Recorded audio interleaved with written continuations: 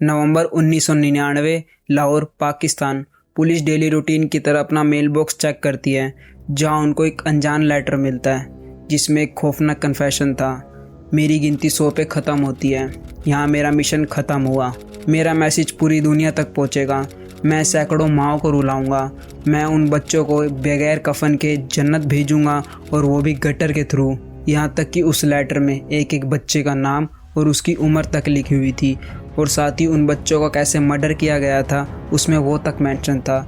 इस लेटर में सब कुछ डिटेल में लिखा हुआ था, और आखिर में एक मकान का पता भी लिखा हुआ था, 16B Ravi road. DSP Tariq अपने साथ कुछ पुलिस वाले लेकर उस पते पे पहुंचते हैं। अब उस घर में से एक आदमी बाहर निकलता है जिसका नाम जावेद इकबाल था। अब पुलिस उससे पूछताछ शुरू करती, तब वो पता नहीं एकदम से पागलों की तरह व्यवहार करने लग जाता है। जावेद गन निकाल के अपने सर पर रख के पुलिस को ये बोलता है कि तुम सारे यहाँ से चले जाओ, अगर तुम यहाँ से नहीं गए तो मैं खुद की जान ले लूँगा। इसके बाद पुलिस उसके घर को बिना चेक करे वहाँ से निकल जाती है, ये सोच के कि ये तो पागल लग रहा है, ये किसी का क्या ही मर्डर करेगा, ये तो एक मक्खी तक नहीं मार सकता, शायद हमारे साथ ही किसी ने मजाक किया होगा। पर शायद पुलिस को कोई आइडिया नहीं था, ये शख्स जिसको पुलिस पागल समझ रही थी, ये सच्ची का पागल ही था। जावेद पाकिस्तान हिस्ट्री का अभी तक मोस्ट सीरियल साइको किलर है। आखिर ये जावेद था कौन, और क्यों और कैसे इसने 100 बच्चों का कत्ल कर दिया था। Literally this case is the most brutal case ever. खुलेंगे केस के राज हिमांशु के साथ। उनमें से 3-4 बच्चे घरों को वापस आ गए, फिर आपका सारा ये कोई नहीं आएगा। किस तरह आप कहते हैं कोई नहीं आएगा? शाहीन साहब,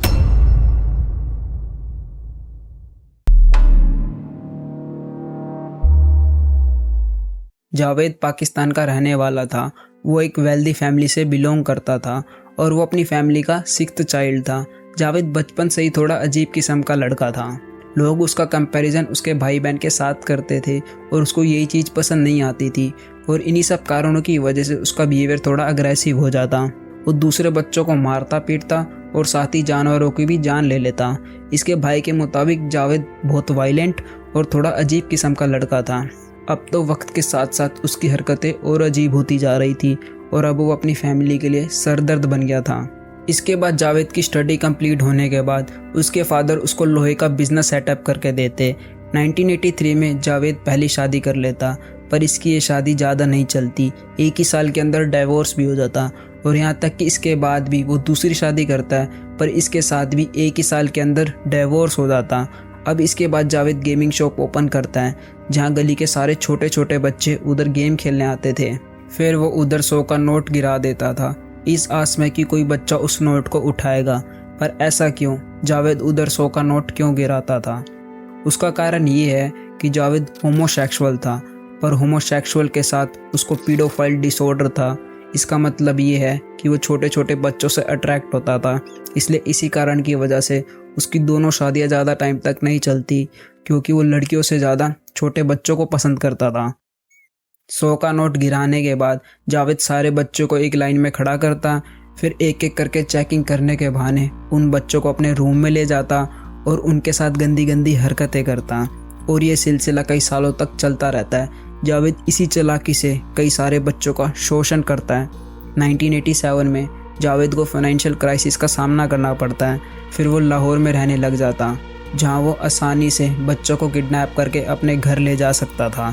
लाहौर में दादा दरबार नाम की मस्जिद थी, वहाँ बहुत सारे गरीब लावारिस बच्चे थे, तो वो उनको अच्छा खाना खिलाने के बहाने पहले अपने घर ले आता और फिर उनका रेप करता।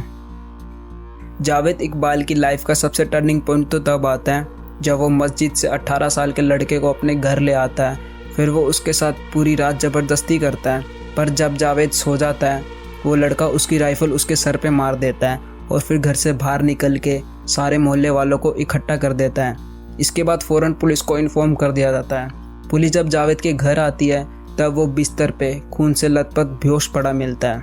अब जावेद के ऊपर रेप के चार्जेस लगते हैं, और उसके बदले में उसको सज़ा के तौर पे 100 कोड़े मारे जाते हैं, जिस कारण वो 22 दिनों के लिए कोमा में भी चला जाता है। और यहाँ तक कि उसकी हरकतों की वजह से उसके सारे घर वाले पीछे हट जाते हैं, उसके हॉस्पिटल बिल्स देने के लिए मना कर देते हैं। पर उसकी माँ थी जो उसके साथ खड़ी हुई थी, उसके लिए आंसू बहा रही थी। ये इंसिडेंट उसके अंदर के राक्षस को बाहर निकाल देता, क्योंकि जो दर्द उसे सहना पड़ा और उसकी वजह से उसकी माँ को सहना पड़ा था, उसकी वजह से उसके दिल में बच्चों के प्रति बहुत ज़्यादा गुस्सा भर जाता है।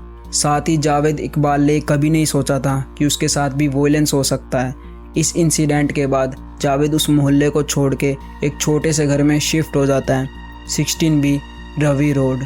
अब जो उस घर में होने वाला था, सीरियसली वो तो कोई सपने में भी नहीं सोच सकता था। Literally he is monster. उस इंसिडेंट के बाद जावेद के अंदर जो बचा कुचा इंसानियत थी वो भी ख़त्म हो जाती है। अब बस उसके दिल में बदले की आग जल रही थी। जो दर्द उसको सहना पड़ा था और जो 100 कोड़े लगे थे, उसका बदला वो 100 बच्चों से लेने वाला था। वो दरिंदा 100 माँओं को रुलाने वाला था, जैसे उसकी माँ उसके लिए रोई थी। अब आप इसी चीज़ों से समझ जाओ कि वो कितना साइको था। 20 जून 1999 से लेकर नवंबर 1999 तक जावेद अपने पागलपन का सिलसिला जारी रखता है। केवल 147 दिन में जावेद 100 बच्चों को अपना शिकार बना लेता, जिनकी उम्र 6 से 16 के बीच में थी। अब मोहल्ले में देखते ही देखते 100 बच्चे गायब हो जाते। वो उन्हीं बच्चों को अपना शिकार बनाता था जिनके आगे पीछे कोई नहीं होता था। वो सबसे पहले उन बच्चों को अच्छा खाना खिलाता था, फिर बहाने से अपने घर के अंदर ले जाता, फिर उनकी पहले तस्वीरें खींचता और इसके बाद जावेद उनका बेरहमी से रेप करता। रेप करने के बाद आखिर में वो चैन से उन बच्चों का गला दबा के उनको मौत के घाट उतार देता और उनकी बॉडी को एसिड ड्रम में डाल देता, जहाँ कुछ ही मिनटों में उनकी बॉडी डिज़ोल्व हो जाती। लिटरली वो उन बच्चों के साथ इतना गंदा सलूक करता था, और वो भी उन बेगुनाह बच्चों के साथ। जावेद 100 बच्चों का ब्रूटैलिटी से मर्डर करने के बाद वो खुद पुलिस के पास जाके सरेंडर कर देता है, क्योंकि उसका एक तो मिशन ख़त्म हो गया था और उसका मोटिव ख़त्म हो गया था। उसका मोटिव था कि 100 बच्चों का मर्डर करके उनकी माँ को रुलाना, जो कि उसका मिशन पूरा हो गया था। पर सबसे पहले वो रवि रिवर के पास जाता है खुद की जान लेने के लिए, पर वो बुज़दिल था, वो खुद की जान नहीं ले पाता, इसलिए पुलिस के पास जाकर सरेंडर कर देता है और साथ ही पुलिस को सब कुछ बता देता है, जो भी उसने किया था, उसने किन किन बच्चों का मर्डर किया था और कैसे किया था, सारी डिटेल्स वो पुलिस को बता देता है। पुलिस को जावेद के पास से कई सारे लड़कों की फ़ोटो मिलती है जिनमें उनकी एज तक लिखी हुई थी। यहाँ तक कि पुलिस को उसके घर से 100 से ज़्यादा चप्पल जूते मिलते हैं। पुलिस 100 में से 57 डेड बॉडीज़ को आइडेंटिफाई कर पाती है, क्योंकि उनमें से ज़्यादातर तो एसिड में मिक्स हो गई थी।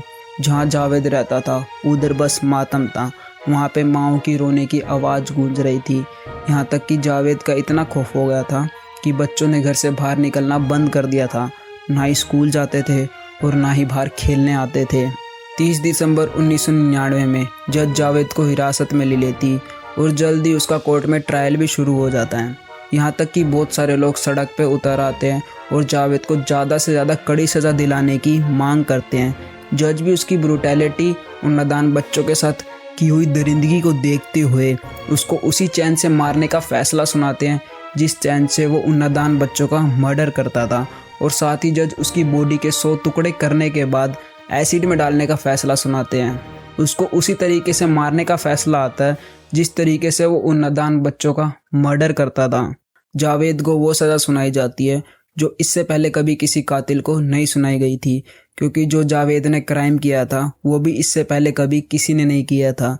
यहाँ तक कि जावेद का लॉयर कोर्ट में ये भी बोलता है कि ये सज़ा ह्यूमन राइट्स को वोलेंट करती है, पर जो उसने किया था वो तो और भी ज़्यादा ह्यूमन राइट्स को वोलेंट करती है।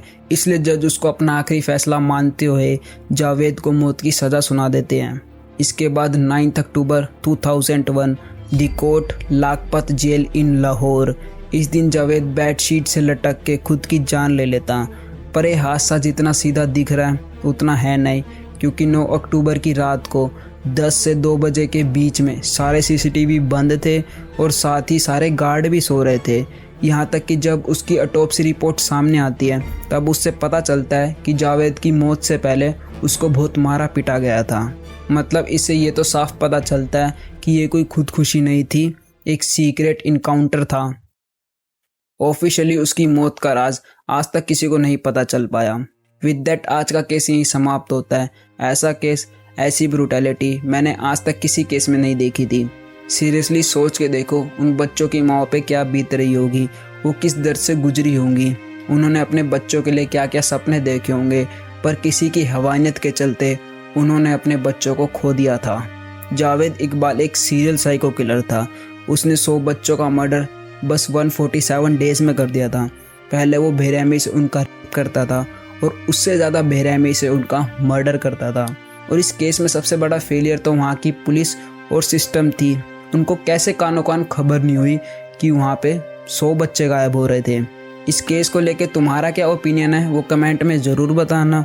और ऐसी ट्रू क्राइम वीडियोस के लिए इस चैनल को सब्सक्राइब कर लो। अगर और ऐसे ही डार्क सीरियल साइको किलर के केस चाहते हो तो कमेंट में एपिसोड 2 कमेंट कर देना। Thanks for watching. Signing off.